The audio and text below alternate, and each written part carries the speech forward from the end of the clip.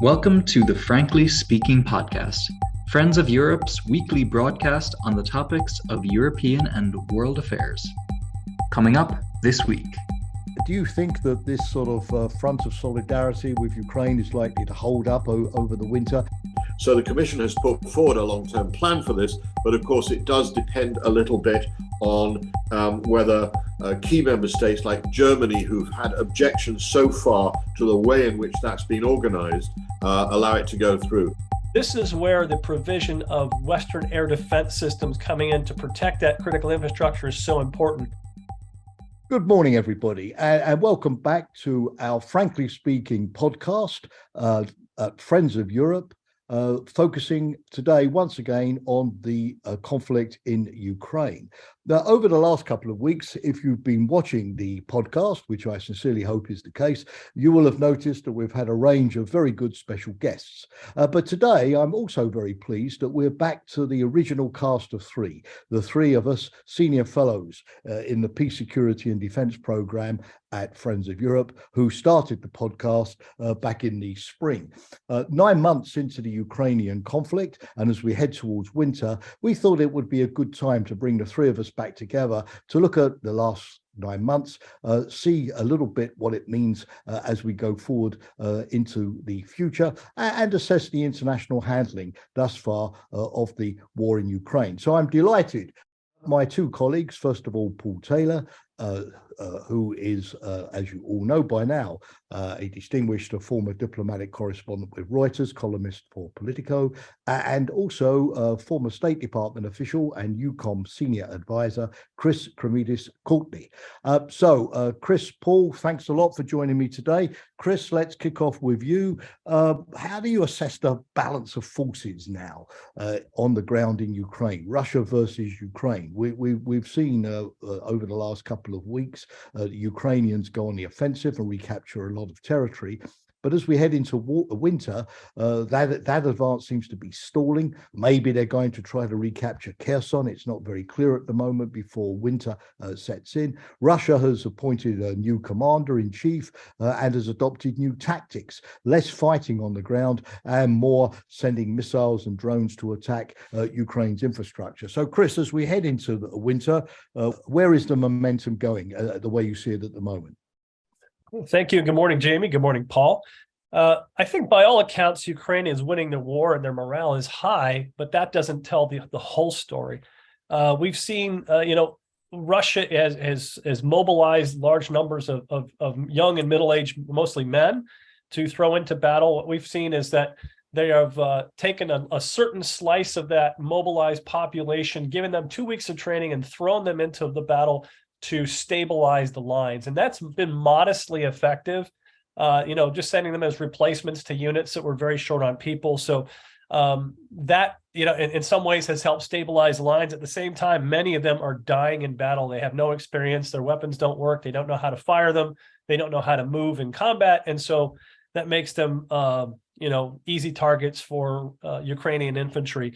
The situation in Kherson is not really clear right now. This is where the fog of war comes in. And, a certain amount of that is operational security on both sides to see what's going on. But the evidence we can see points to a Russian decision to retreat from the west bank of the Dnipro River to avoid being cut off there in the winter. But they will, in doing so, they will seek to exact the highest cost they can on Ukrainian forces. Both sides are running short on ammunition and need more ammunition. You see Russia going to Iran and even North Korea to seek more ammunition.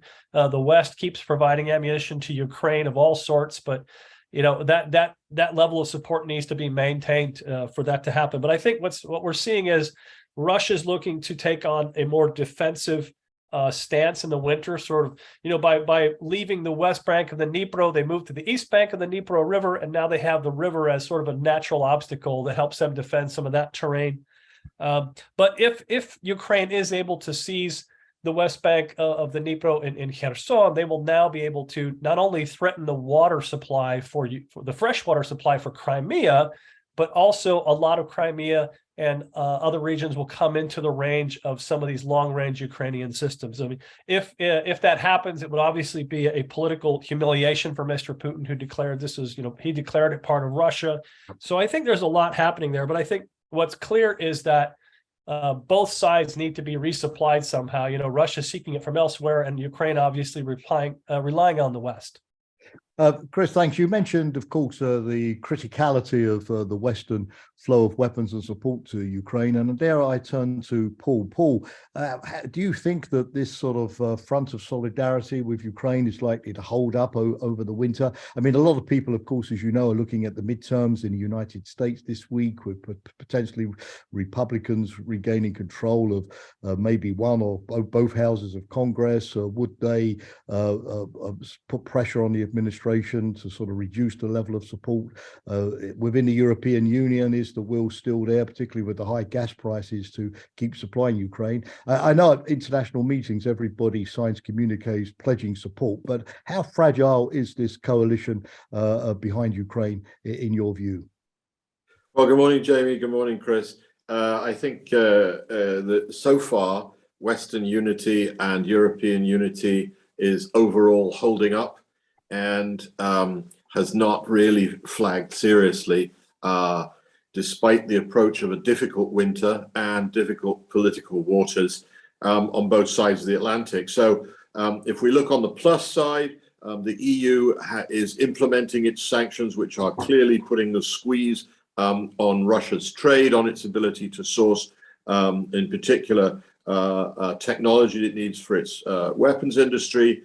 The US has, in particular, provided not only weapons, but massive financial support. And the European Commission has put forward a long-term plan for financial support next year for Ukraine. And there's been disappointment about how difficult, how slow the EU has been in coming forward with budget support for Ukraine. Ukraine needs billions of dollars every month from its partners to keep its budget going. And so the Commission has put forward a long-term plan for this, but of course it does depend a little bit on whether key member states like Germany, who've had objections so far to the way in which that's been organized, allow it to go through. My guess is that they will let it go through. Politically, the arrival of a far-right populist government in Italy has not so far affected support for Ukraine, despite some noises off from Mr. Berlusconi and Mr. Salvini. And that may suggest that, they're doing domestic signaling to their own audiences, but the show will be allowed to go on. Same up in Sweden. So I think that, also Hungary, which has been very difficult on sanctions, has a strong motive now to fall in line with the EU, because it's making a big bid to get out off the EU's naughty step, as it were, over the rule of law, in order to get some very big EU funds which have been withheld from it. So all in all, the picture for European unity is not bad. There are no looming elections that could fundamentally change that picture in the next few months. And also, I think that to anticipate a question I think you wanted to ask me, Europe's going into this winter with its gas tanks full. It's been a mild start to the winter, so it seems like Europe's chances of getting through this winter without major energy disruption are relatively high. But of course, there's a big question about whether that will last next winter, and maybe it's the winter of 23, 24 that will be the real hard times. Finally, on the transatlantic relationship and the United States, I think there are two clouds on the horizon. One, as you say, the possibility, perhaps probability, that Republicans will capture certainly the House and possibly the Senate as well, and therefore that President Biden will be facing a hostile Congress. The Republicans are split too on this. They're not monolithic. You've got Republicans who strongly support the most hawkish attitude towards Russia and the fundamental support for Ukraine, and you have other Republicans from the sort of Make America Great wing, if you like, of the party, that want to stop, spending American taxpayers' money on some foreign country. What that's likely to translate into, I would guess, is pressure on the administration to press the Europeans to carry more of the burden. Paul, thanks very much. And Chris, coming back to you, there are two things I really would like your views on. One is the cyber issue, because many of us dealing like you with cyber warfare, if we can call it that, cyber security, cyber defense, have really emphasized just what a big role this now plays in modern conflicts and international relations. And I suppose most of us were anticipating a kind of, cyber Pearl Harbor or cyber Geddon, or at least some evidence that this really would be a big factor in the Ukraine conflict, but we haven't really heard very much. That means that either a lot is going on, but we simply don't know about it, or cyber has been maybe overhyped vis-a-vis traditional warfare with trenches, with artillery, with aircraft, what we've been seeing. So I'd like to ask you to give us a sort of your expert assessment on how important cyber has been here. Thanks, Jamie. I think on the cyber side, it may not be visible to a lot of people, but there's a sort of cyber battle of Kursk happening in cyberspace. A lot of activity in all directions. And from the Russian side, from the earliest days, we saw attacks on critical infrastructure. So that's not just network attacks, but attacks on the industrial control systems that control the pressure valves in gas pipelines, that control the physical processes that run electric plants and water plants and all these sort of things. So this is an escalation in cyber war beyond just sort of denial of service attacks that'll shut down your ATMs. These are things that can do lasting damage to critical infrastructure. But what we've seen is that the Ukrainians were very well prepared. They're very responsive. They've been exercising this and working on their skills since 2014, and it shows. And I think one of the things we're seeing I think this is a big reason why the Russians are now using up some of their very precious few precision munitions to go after this critical infrastructure, because they're failing to take it out with cyber means. So cyber means are a cheaper way to take out critical infrastructure. Now they are having to pay full price. And so, in some ways, a cyber success becomes, they can't get it done with cyber, so they have to resort to the kinetic. And so I think that's a big reason why we're seeing a lot of that. And but I think Ukraine's done quite well with that. And I think but one thing that's interesting in studying some of this with a number of experts, and even recently at the hybrid COE, is that the Ukrainians are actually ahead of most of Europe and a good part of the United States on this kind of preparation. Save perhaps not only the Estonians, but I think, they are really on the leading edge of this sort of cyber responsiveness and sort of 360 ability to defend their critical infrastructure.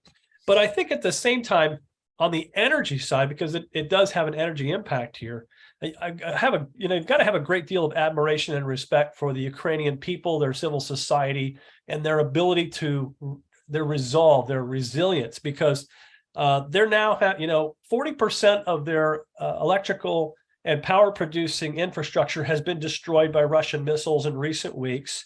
And they're having rolling blackouts now in Kyiv and other regions. And so they're responding the best they can, and so they're coming up with a number of plans to deal with this. Among them is Kyiv is establishing 1,000 heating centers to hold some part of its 3 million inhabitants, to keep them warm in the winter. They're even talking about possibly evacuating the entire city if they lose power to the entire capital. And one thing we've heard President Zelensky saying in some of his addresses and some of his officials are that if you're a resident of Kyiv and you have some place you can go in the west of Ukraine where you can stay and have electrical power and water, please consider going there. So you can see how seriously they're taking it. But I think we're also seeing that 17 EU countries through the EU Civil Protection Mechanism have donated 500 power generators. So we're seeing sort of the EU Civil Protection Mechanism doesn't get enough credit for what it does. It's usually pretty doesn't get the headlines, but it has real impact. And I think 500 generators to me is a nice start. But again, I think we're going to need a lot more support going in that direction. And in particular, this is where the provision of Western air defense systems coming in to protect that critical infrastructure is so important. We didn't see enough of that coming in the early days because there weren't enough of these missile attacks on those places, because again, the Russians were trying to take them out with cyber. Now that they're switched to kinetic, this is where I think a Spanish delivery and a US delivery just arrived today to get those out and operational. But I think that providing air defense systems to protect critical infrastructure will be critical in the coming months. Yeah, thanks, Chris. And I also saw that yesterday, for example, the US announced that some of its NASAMS air defense systems have arrived. The Germans have been sending missiles, the French, the British. So hopefully, yes, that's going to be in place soon. Thank you. Paul, back to you. Paul, I always like to ask you about broader international diplomacy. And I suppose one of the key things of the Western strategy vis-a-vis Russia is to keep it isolated. But you mentioned Russia turning to North Korea, Russia turning to Iran, or Chris did. Both of you trying to break out of its isolation. There's a lot of speculation about how close China is to Russia. Is it really helping? Is Beijing really helping Moscow, or just giving it rhetorical support? So how do you see sort of Putin's efforts to break out of the isolation? And how about the US and the EU trying to counter that? For example, is it possible to put pressure on Iran to stop supplying drones? Will EU sanctions on Iran have any impact there? What's your take on the broader diplomatic front? Well, Jamie, I think that the fact that Russia has had to resort to suppliers like Iran and North Korea tells us, a little bit how desperate they are, and also it tells us where they don't seem to be getting help, which is China on the arms front, at any rate. If you had the choice between buying weapons from China and buying them from Iran and North Korea, you'd probably go for China. There are ways, I think, of mitigating the impact of Iran and North Korea's help. I mean, one thing is that not all of the weaponry that they're providing is particularly sophisticated, and there may be ways of jamming the drones that could, and NATO itself has a system which it's just very recently agreed to provide to Ukraine that uses electronic jamming essentially to knock drones off their course. And so I think that there are other ways of countering Iranian and North Korean arms supplies other than sanctions. But on trade, I think that the facts are that civilian trade with China has gone up. There was some statistics published yesterday by the Kiel Institute for Economics in Germany, which are precious because Russia has stopped publishing foreign trade data since the start of the war. But this, which is based on pretty rigorous, if anecdotal, evidence, suggests that Russia's imports from China were up by 23% in the 3 months from June to August this year compared to the previous year. But now, and that China's now Russia's biggest trade partner. But why is that happening? Well, it's happening because Russia's getting so few imports from the West. And so, in fact, overall, Russia's foreign imports have gone down very sharply. And so sort of China stands out. However, there are no signs that I'm aware of Chinese arms getting through to Russia. And I think, while we don't know for sure about high-tech components like microchips, I think the absence of public US and European complaints about that probably tells us that they're not getting through either. Yeah, that's a good insight. Paul, I have to stop you there for the simple reason that we have 8 minutes left, and I've got 3 questions which I absolutely want to ask of both of you before we close. Chris, the first one is to you, which is the performance of the Russian army. I mean, I hear some people say, well, the Russians have underperformed in Ukraine, therefore we've sort of exaggerated, we've overhyped the Russian threat to NATO. Maybe we don't need to do all of the things that we're doing in the alliance to beef up and boost conventional defense on our eastern flank if the Russians are not really going to be the sort of the 9 feet tall super troops that we thought. So would that be a little bit of a sort of a complacent and over hasty conclusion in your view? How do you assess the Russian army? And even if it has underperformed in Ukraine, is it the sort of structure that's capable of learning the lessons and bouncing back quickly? Thanks, Jamie. I think it's a mixed bag. When you go into any of these situations, you look at the weapons, you look at the modernization, the large exercises the Russian Federation was conducting, and you would see that they were improved from what they were before. But what we didn't look at so much was their leadership, maintenance, and training, the things that really the glue that holds a force together. And I think one big thing this is exposed to a number of us is that corrupt defense ministries and corrupt institutions result in weak militaries. When you have people stealing fuel and faking training records and not really doing the maintenance, you end up with a force that's not prepared and that's poorly led. And I think that's with the Russian ground forces. That's what we're seeing in Ukraine, and why you see really poor execution and not a lot of, the leadership at the tactical and operational level is pretty abysmal.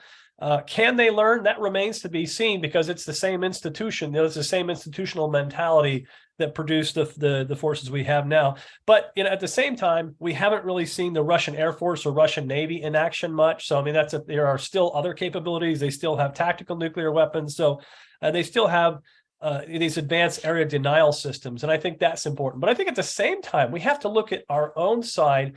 If we just consider something like ammunition, we all thought, we had enough ammunition to sort of fight in the early days of a conflict if we had it. The NATO recommendation was for a 30-day supply. Germany only had a 2-day supply. So this is another reason the Russians and the West have the same problem. None of us plan to have enough ammunition for a big, long, slogging fight like this.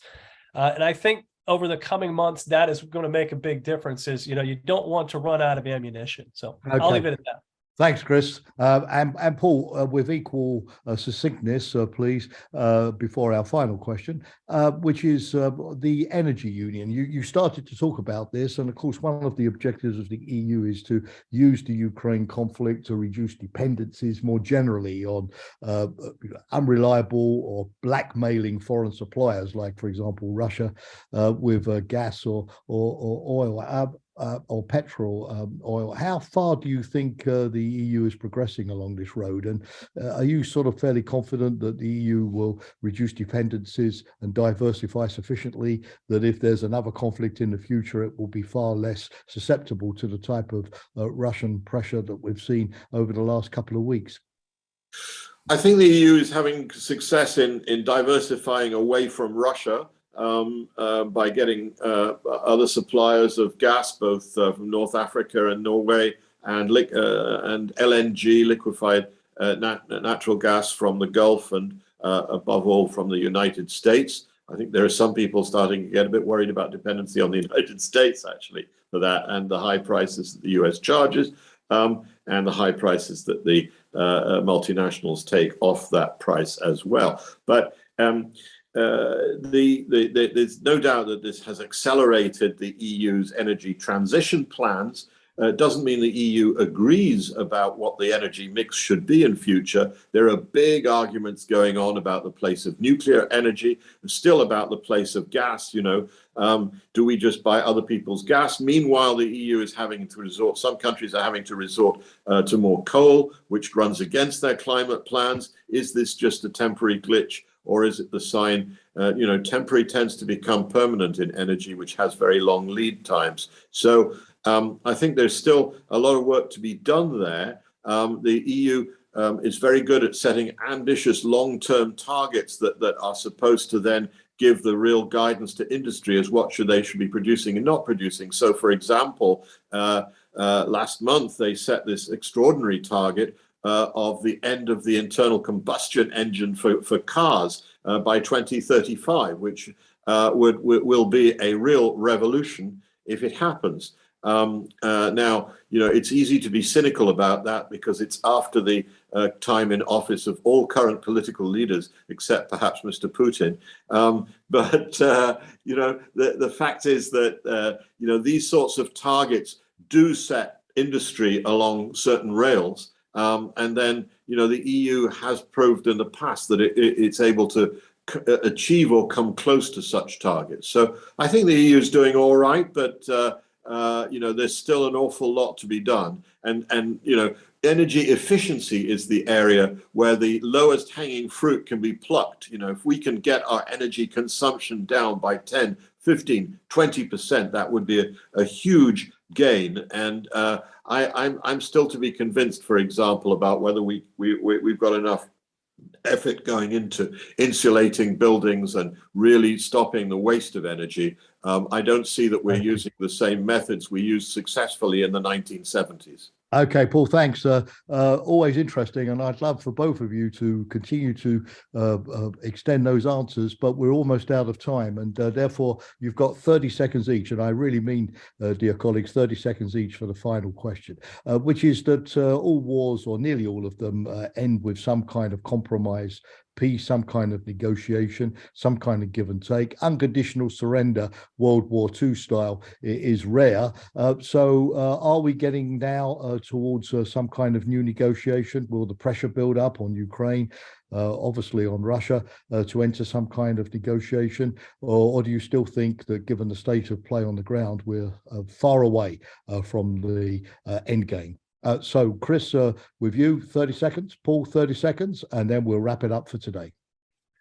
Thank you. I think when it comes to certain negotiations, notwithstanding the U.S. elections, I believe the Americans and the Ukrainians won't accept a negotiation for anything less than at least the 24 February lines. And I think Kyiv publicly states that they want to retake all of the territory. So I think that's one aspect within the West, and I think there's a number of countries in Europe that would be happy with a ceasefire now and negotiated peace now. I know a number of Central European and Baltic countries would be more aligned in the direction where Ukraine and the U.S. are, but I think it's too early to tell. I don't think we're going to see any meaningful negotiations until Ukraine takes a bit more of its territory back, and that will not be until the 2023 timeframe when we start to look more like the 24 Feb lines. Thank Chris. Paul, do you share that view of Chris? Yeah, I do. I don't see early negotiations. I don't see very strong pressure in Western Europe either for very early negotiations. The usual suspects, the French and the Germans, are not applying that pressure either publicly or privately, as far as I'm aware. Where I think that there's a risk of disunity in Europe is if the East Europeans and the Central Europeans press too hard for things that are politically very difficult for Western Europe to do. But that's not so much on peace talks. It's about things like how hard do you press Germany to supply tanks to Ukraine. And there, I think there's a risk that some public pressure can become counterproductive. Thanks. Well, Chris and Paul, always a pleasure to have my two colleagues back on the podcast. Lots of great insights, lots of good information. In my view, a very good comprehensive assessment of where we are and where we're going 9 months into the Ukraine conflict. We'll certainly have our special guest in the near future, but I hope that we can have the three of us back together again with another assessment before too long. But anyway, dear viewers, dear listeners of the Friends of Europe, Frankly Speaking podcast, that's it for this week. Look forward to having you viewing us and hearing us next week. From London, bye for now. That's it for this Frankly Speaking podcast. Consider subscribing to our newsletter or following us on Twitter, Instagram, LinkedIn, or Facebook. And don't forget to tune in again, this time next week.